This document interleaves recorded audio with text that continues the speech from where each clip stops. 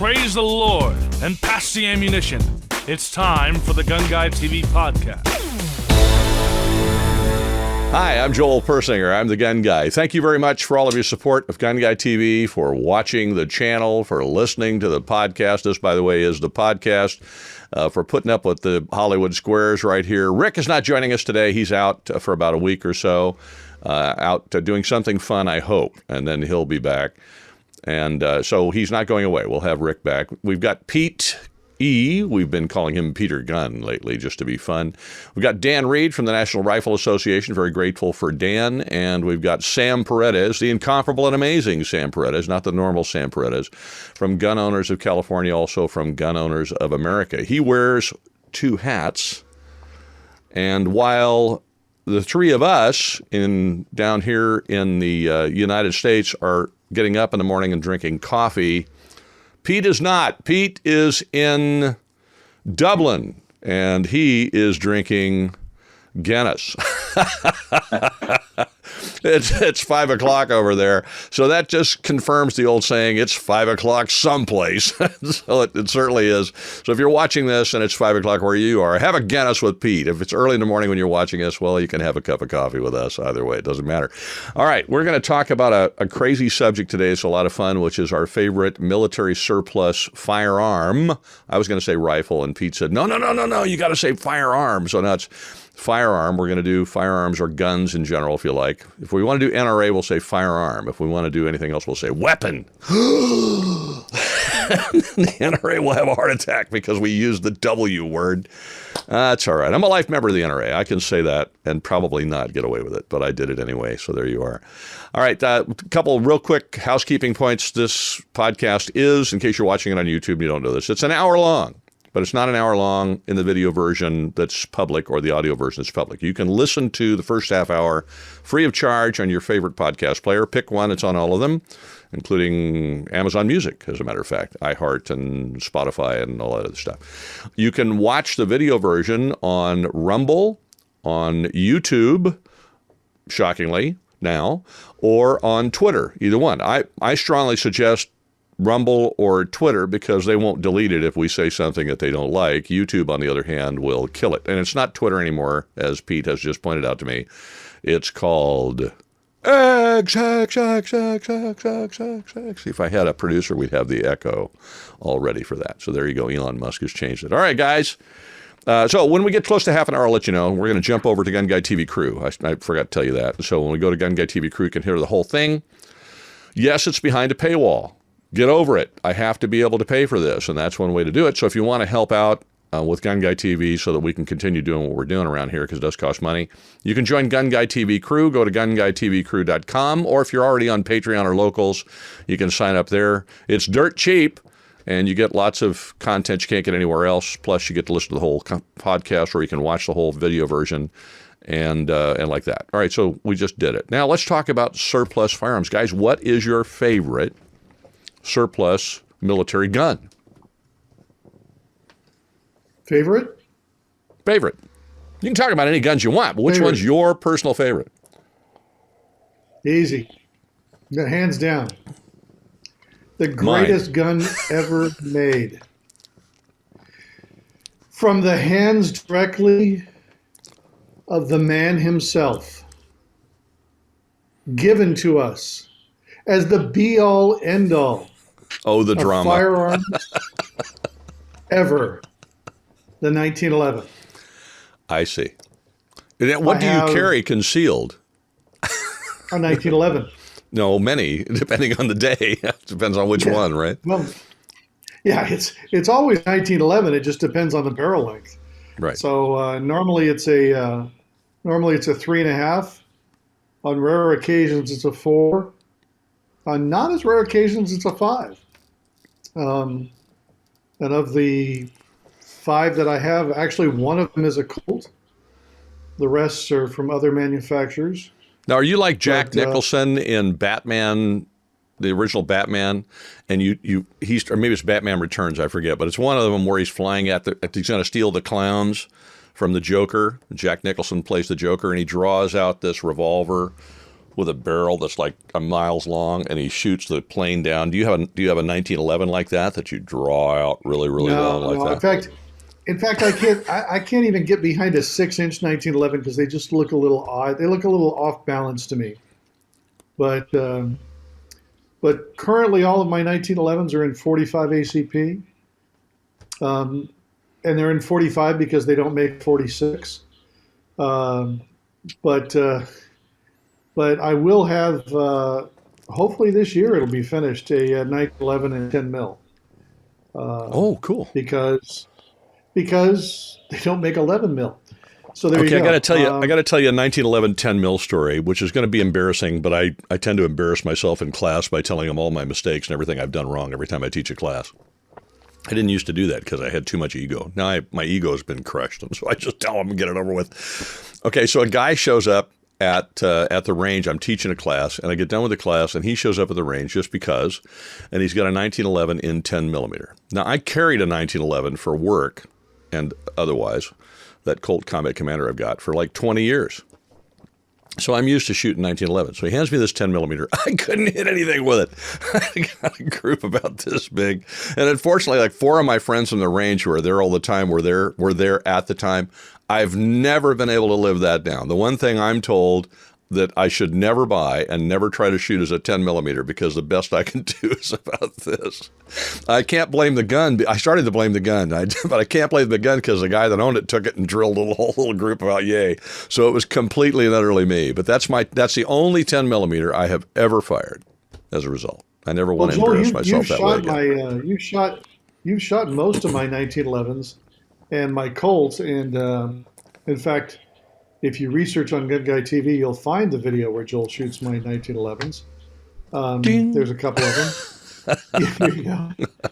Shameless plug. Yeah. And Joel had a couple of comments about my trigger. It's not a sneeze trigger. I think you called it a fart trigger. Very definitely, and it's not when you have the gun you farted. It's when you have the gun anybody within 25 feet of you farted. The trigger's just going.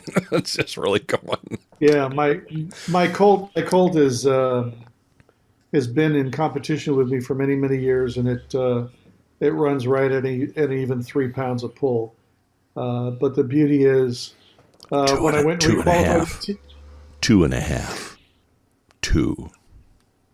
Okay. 1.5.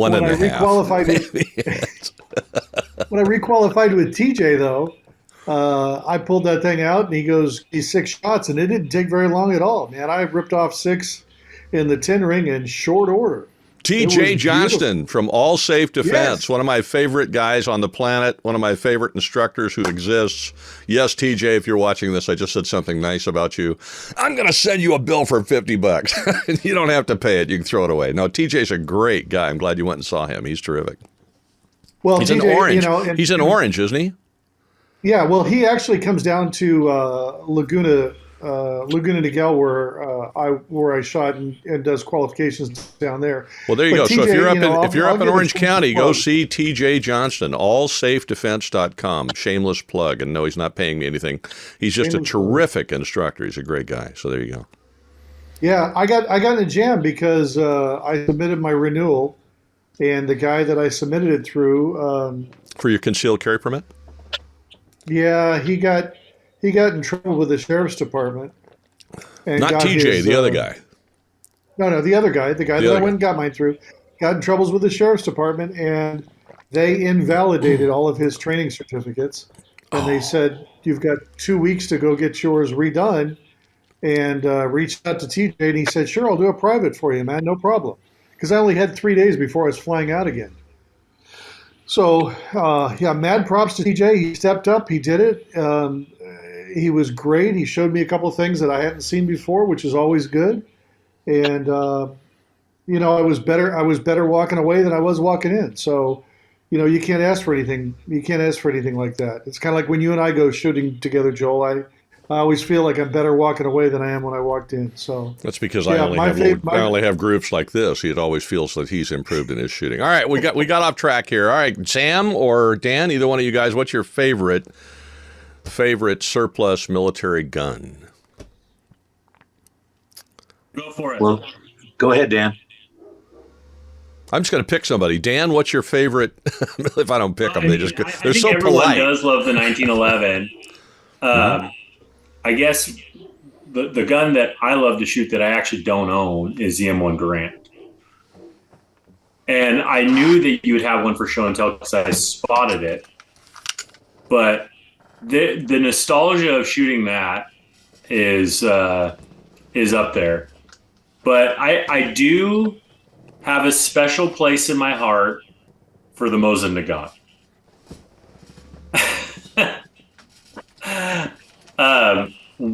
When I was first working for NRA, I actually kind of have a fun story. Maybe this is why the gun is fun to me. My wife In case and I you're had listening gone, on audio, the reason why he laughed is because every time he's mentioned a gun so far, I've picked one up and shown yeah, him. no, on the well, camera. I could see them, Joel. Yeah, I know they're leaned up over here. So my wife and I had gone out to this small gun club, and they were having a dinner, and it was definitely a significantly older crowd. And so my wife and I bought some raffle tickets, this and that. We're sitting crammed into this spot, and Sam's met my wife a bunch of times. She's super fun, and she's really tall and blonde. And we were both in our 20s at that time. And they're pulling raffle tickets, and they pull one for a Mosin Nagant, and she goes shooting up out of her chair. I thought half the room was going to have a heart attack because of the excitement. And she won this beautiful Mosin Nagant that she's never shot. And so, therefore, whenever I think of a Mosin Nagant, I think of that story and my, 27-year-old wife at the time, and the average age being 90, winning this gun, and just her so proud of this thing. And we had it shipped to a dealer and did the whole deal. But so that's a special one in the safe for us because it was a fun memory. All right, Sam, you're up. Favorite gun? Man, this is another one of those questions that, you're asking which of my kids do I love more? I love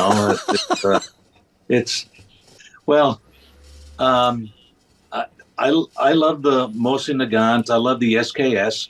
I remember one day I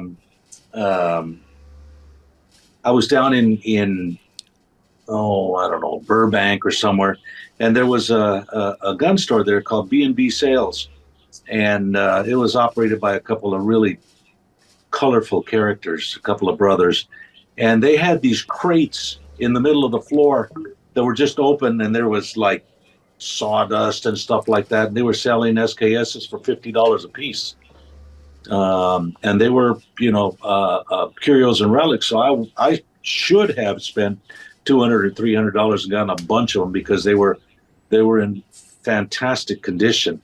Never shot one, but I sure like them. 1911, man, that's... Wait, did you buy one? No, I didn't. I was distracted by something else. And Pete, I have a 7-inch 1911. And I love that thing. That's about right. Sam, all you need is target. All you need is Joker makeup now. You can draw it like Jack Nicholson. Yeah. So, Sam, yeah. Size doesn't matter. Oh, yeah, I agree. But when you go like this, you stick the gun out and you close your eyes and your muzzle is touching your target. That's a beautiful thing. Yeah. It's That's hilarious. So, but probably deep down, if I had to choose one military surplus, I love, I never could afford the M1 Garand, the at the time the Springfields, 303 Springfields and trapdoors and all of those, because all of the ones I ever wanted were in beautiful condition. I have to tell you, probably if I had to pick number one, the Mauser bolt-action rifle. Oh, yeah. Mauser 98. It was the grandfather of all of the modern bolt-action rifles that we're shooting now. And even today, that is one of the strongest, best actions ever made. And I I met a guy who was conscripted into the German army during World War II, and he was actually conscripted into the Navy. But before he did that, he grew up sweeping floors at the Mauser factory, and he worked his way up to building full guns, making barrels, and all of that stuff. And he had some amazing stories. And he said, "But every one of them was super accurate. They were precise. They were very strong and powerful, and you can do a lot of things with them. So probably the Mauser would be one of my absolute favorites." All right, so I'm going to show you the ones I got over here, Okay. and then I'm going to prepare you for the next question: is what military surplus rifle do you not have that you would really like to get or plan to get? So that's the next question. But here's a few. This is the first. While you're picking that up, Joel, I'd just like to point out that Mr. Paredes actually pronounced the gun correctly based on the designer's name. His last name rhymes with errand, not errand.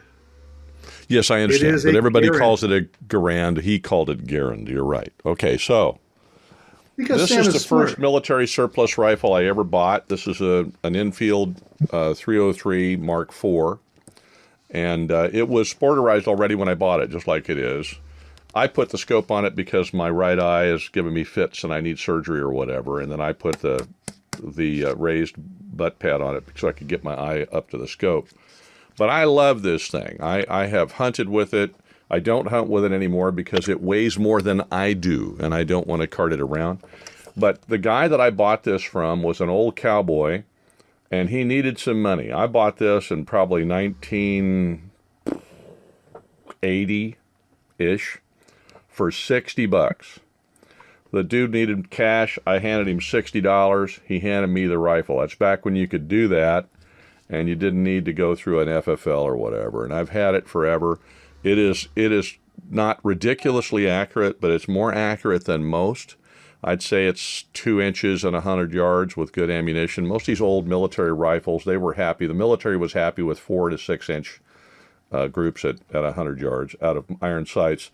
Put the scope on it, and if I hand load hunting ammunition, it's really nice. What I love about these is the buttery smooth action in them. The action is so smooth. The other thing that's neat about them that I discovered and then found out that was the case in the military, it was actually designed that way, is it's called a short magazine Lee Enfield because the round is a short round like a 308, as opposed to the longer rounds which were popular at the time. And as a result, you don't have to break your cheek weld to run the action. You can run the action, bring the bolt all the way back, put it all the way forward, and never break your cheek weld. So follow-up shots are really, really fast with it for a bolt gun. And that's why back in the day, the British used to call it the Mad Minute, where they would sit there and run like 20, and it has 10-round magazine. They would run 20 rounds through it in a minute, which was insanely fast back then. So anyway, that's the first one I ever got. I mentioned I bought a couple of these. This is the Mosin Nagant 9130 this belongs to my son, just happens to be at my house in our safe at the moment, but this is his.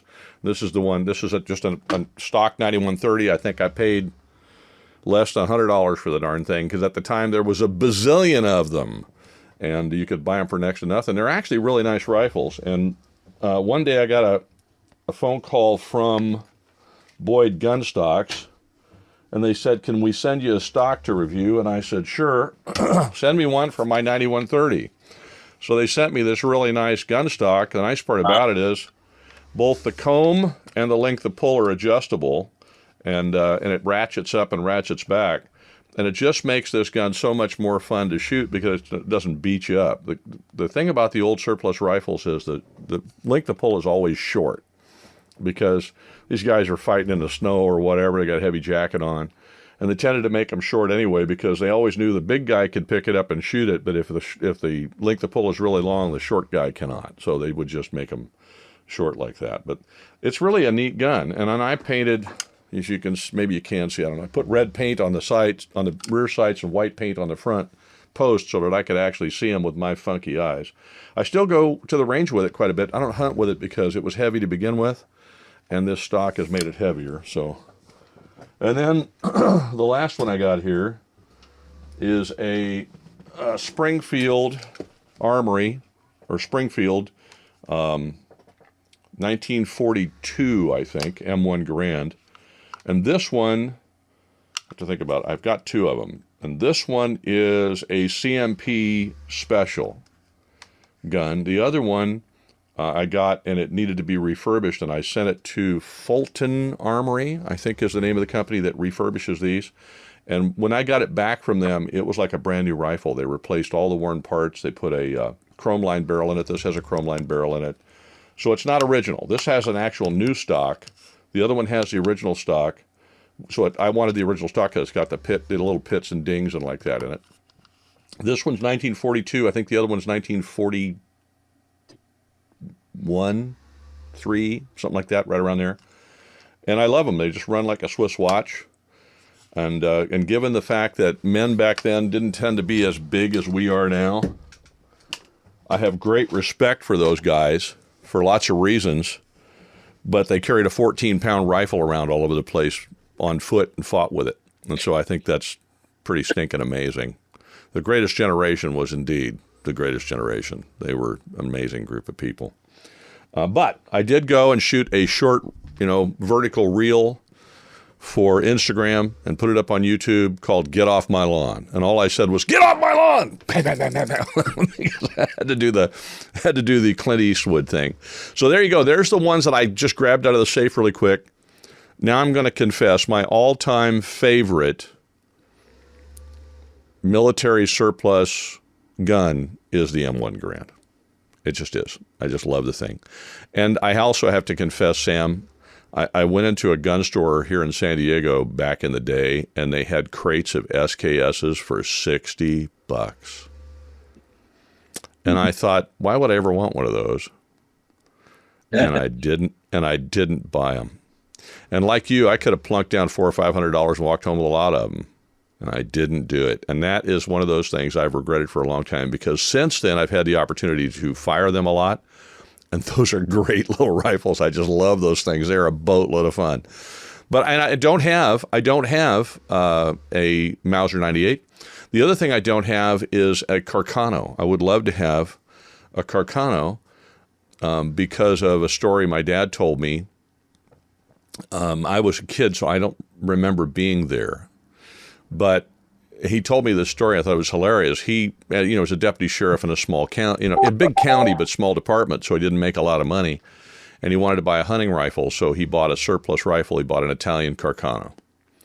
Well, no, it's just iron sights, right? But that's okay. He'd hunted with iron sights his whole life. Well, he went hunting with a bunch of the guys that he knew who were, it was a logging town. He was in Clatskanie, Oregon.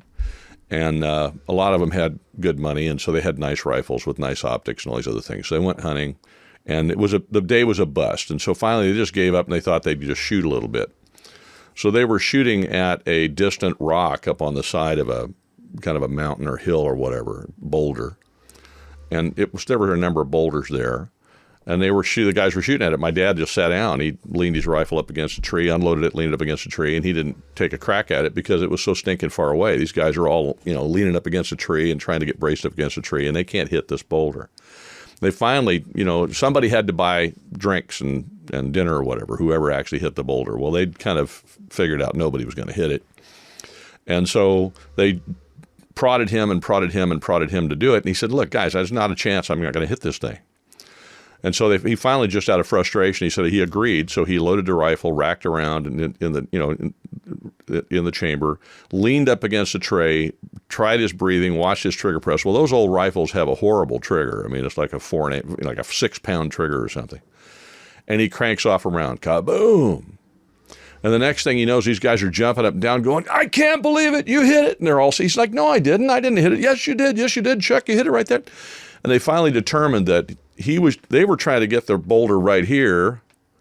He was shooting at the boulder that was like way up the mountain off to the right. So accidentally he had held over enough and departed to the right where he accidentally hit the right boulder. He told me afterwards, he admitted it at the time, and he thought, man, I could have got a free steak and a free beer and everything else if I'd just kept my mouth shut.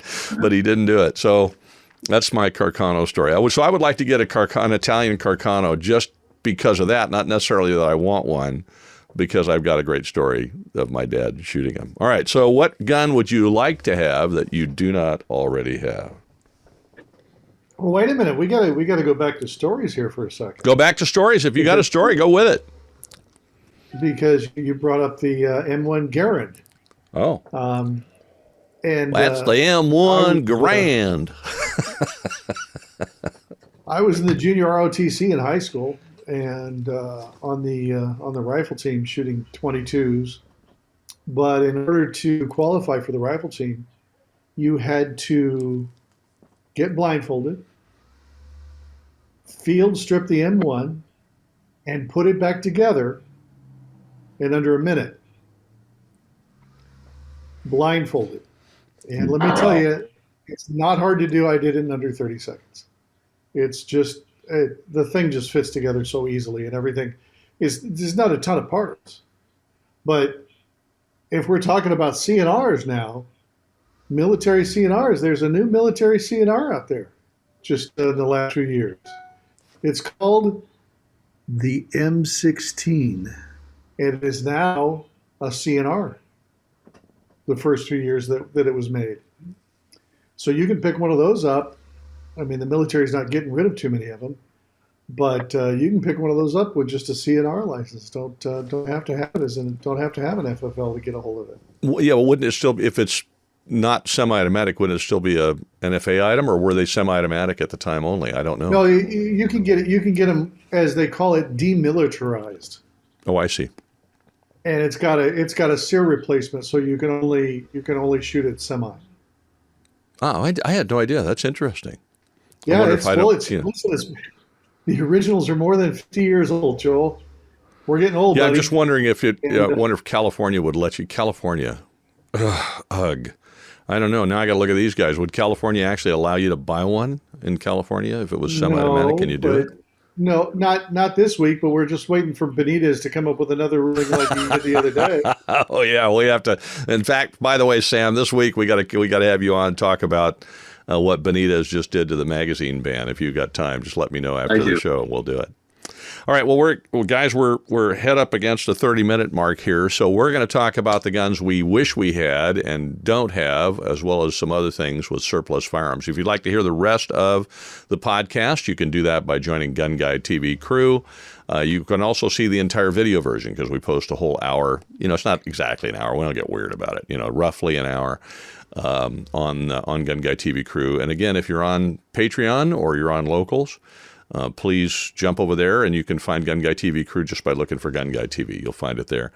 And if you get an opportunity to support any of the organizations that are fighting for your rights, pick the one that you like the best. There's NRA, Gun Owners of America, Gun Owners of California, the California Rifle and Pistol Association. Certainly, if you're in California, I suggest that you support the California organizations. But it's up to you. Stick some support out there someplace, please, and help these organizations fight for your rights. All right, we're going to jump over to GunGuyTV crew. We'll give you just a minute. Go. You've been listening to the GunGuyTV podcast.